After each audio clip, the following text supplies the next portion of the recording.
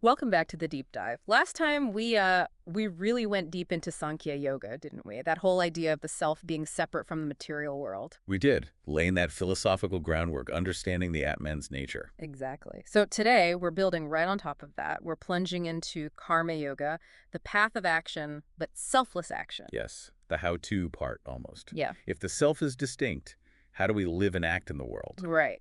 And we're focusing specifically on chapter 2, verses, let's see, 39 to 53 from Swami Dayananda's Gita Home Study. Which relies heavily on Sri Sankara's commentaries, a really foundational perspective. Absolutely. Plus, we're bringing in insights from some Arsha Vidya classes, Swami Vidyatmananda, Swami Paramarthananda. And perspectives from translators like Mahadeva Sastri and Swami Gampirananda too. It gives a rounded view. Our goal really is to unpack what Karma Yoga is, why it matters, and especially how it flows from Sankhya. We want it to click.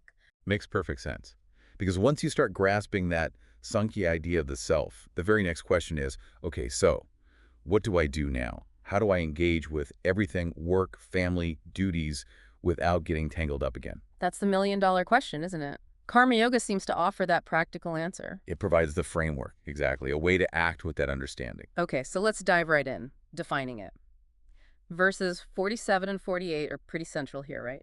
What is Karma Yoga according to these sources? Well, the absolute core, and you see this echoed everywhere, Swami Dayananda, Sankara, Sastri, Gampirananda, is acting without attachment to the results. That's the bedrock. Acting without attachment. Okay, what does that look like practically? It means, think of it like you're offering the action itself. Sastri and Gampirananda talk about offering actions to Brahman or Isvara. It's a relinquishing of what's in it for me. So you do the action, you perform your duty, but you let go of needing a specific outcome from it. Precisely. Swami Dayananda and Swami Paramarthananda really stress performing your duties, your nityanaimittika karmas, the things you're supposed to do anyway, but shifting the inner attitude, not being driven by that craving for a particular personal gain. That's a huge mental shift because usually we act because we want something, right? Approval, success, money. We do, and Swami Vidyatmananda points this out. Often it's insecurity driving that need for results, for validation. If that's the fuel, well, that's not karma yoga. Okay. So it's action minus the ego's demand for a specific reward. You could put it that way. And there's that other phrase, yoga is skill in action, yoga karmasu kasalam. While these verses don't unpack it fully, the general idea is that when you're not constantly worried about the outcome, You can actually focus better on the action itself, maybe even do it more effectively. exactly, it's a bit of a paradox. By letting go of the results, your action might become more skillful, more present. Interesting. So action is duty, offered up, detached from the fruits. What are the upsides? Why practice this? What are the benefits? The sources highlight some major ones. First and foremost, purification of the mind. Siddhasuddhi. Chittasuddhi. Okay. Yeah, both Mahadeva Sastri and Swami Paramarthananda emphasize this. Selfless action, kind of. Cleanses the mental and emotional clutter. When ego and desire aren't muddying the waters, the mind naturally becomes clearer, calmer. Makes sense. Less mental energy spent on worrying, calculating, hoping, fearing. Precisely. It frees up that bandwidth. And this clarity leads directly to the next big benefit. Freedom from karma bandhana. The bondage of karma. Right.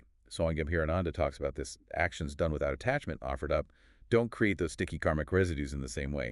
It's the attachment that I did this, I want that part that binds us. Ah, so it's not the doing that's the problem. It's the clinging. Yeah. The sense of me and mine wrapped up in it. That's the core of it. You detach the ego from the action and its result.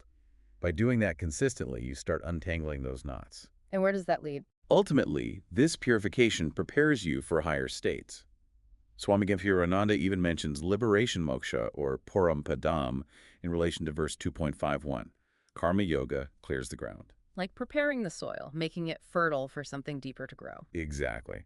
Which brings us to the connection with jnana yoga, the yoga of knowledge. Right, the path of understanding we touched on with Sankhya. So karma yoga is a stepping stone. Very much so. Swami Vidyatmananda and Swami Paramarthananda see it that way. A purified, calmer mind is much better equipped to grasp the subtle truths of the self that jnana yoga deals with. It's hard to see clearly through agitated water, you know? Yeah, absolutely.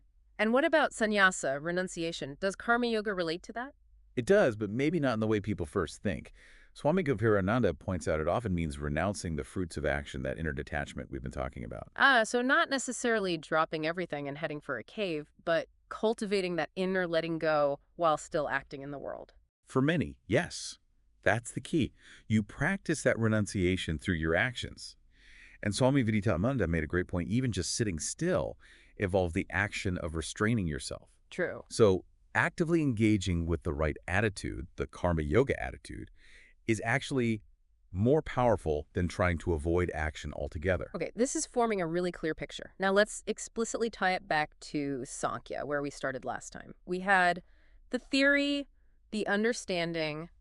How does Karma Yoga bridge that understanding into lived reality? Well, Sankhya gives you the map, right? It Yeah. shows the distinction, eternal, unchanging self, Atman, versus the changing world of matter, Prakriti, which includes our body and mind. Right. The witness versus the observer. Exactly. But most of us still feel like the body and mind. So Yeah. karma yoga is the method for someone operating from that perspective to act in the world while slowly, steadily internalizing the truth of the self's actionless nature. So you live in Prakriti, but you're trying not to be bound by it, using your actions as the means. Precisely. Like Swami Vivekananda's actor analogy, the self is the actor, always present, unchanging. The roles, the costumes, body, mind, circumstances, they change. Karma yoga helps you play the role skillfully without forgetting you're the actor. I like that. And it weakens the ego, the hankara, too. Definitely. Swami Paramarthananda talks about diluting the I, mine, Rama. Since the ego is part of Prakriti and the root of attachment, acting selflessly chips away at its dominance. Because you're not constantly feeding it with, I want this result, I deserve credit. Exactly. You're starving it, in a sense. And this whole approach helps you live with more equanimity, which is central to Sankhya, dealing with the dualities, happiness, sorrow, success, failure, without being thrown off balance. Karma yoga is the practice of that equanimity in action. Is bringing that detached perspective of the witness self into the nitty-gritty of daily life. You've got it. It makes the philosophy practical. So are Karma Yoga and Jnana Yoga stemming from Sankhya totally separate paths then? Or do they meet? They absolutely meet. Swami Paramarthananda emphasizes they lead to the same place, self-realization. But for many, Karma Yoga is the necessary first phase. It builds the foundation, the inner stability. Nista, as Swami Vivekananda calls it. Nista, steadfastness. Yes, steadfastness through action for the Karma Yogi, preparing them for the steadfastness in knowledge of the Jnana Yogi or the Sankhya. So maybe not strictly sequential for everyone, but often complementary, with Karma Yoga paving the way. That seems to be the strong implication in these commentaries. It prepares the instrument, the mind. Okay, this is really helpful. So for you listening, let's try and boil this down. What are the core takeaways from this deep dive? I'd say number one, act, do your duties, but try to release the attachment to the specific outcome. Focus on the doing well. Okay.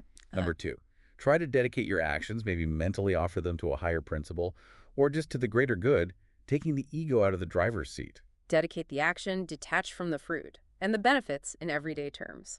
You'll likely feel less stress, really, less anxiety about results you can't fully control anyway. That sounds good already. Right. And maybe more focus, more presence in what you're actually doing, because your mind isn't constantly jumping ahead to the what if.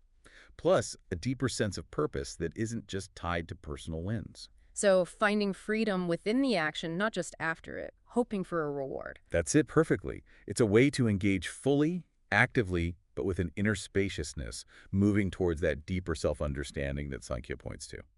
Fantastic. It really shows how the philosophy and the practice are meant to work together. Okay, so as we wrap up this deep dive, maybe a question for you to reflect on. Yeah. Think about something you have to do soon. Could be work, could be a chore, anything. How could you approach that specific task with this karma yoga attitude? What would change if you focus purely on the action, the effort, and consciously let go of worrying about the result? Just sit with that. It's a powerful exercise. And of course, we always encourage you to explore the Gita and these commentaries further if this resonates. Definitely. Well, thank you for joining us for this deep dive into karma yoga. Always a pleasure. We look forward to our next exploration together.